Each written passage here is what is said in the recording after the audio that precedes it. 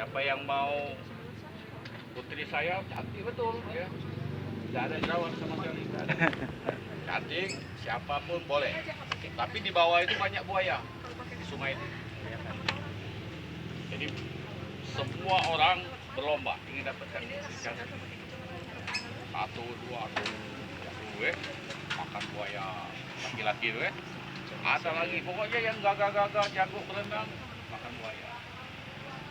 Satu waktu ada kakek-kakek masuk dia gitu.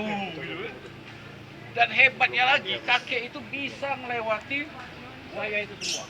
Akhirnya kakek itu berhasillah memenangkan pertandingan. Semua orang tepuk tangan. Oh kakek itu. Tapi kakek itu bingung.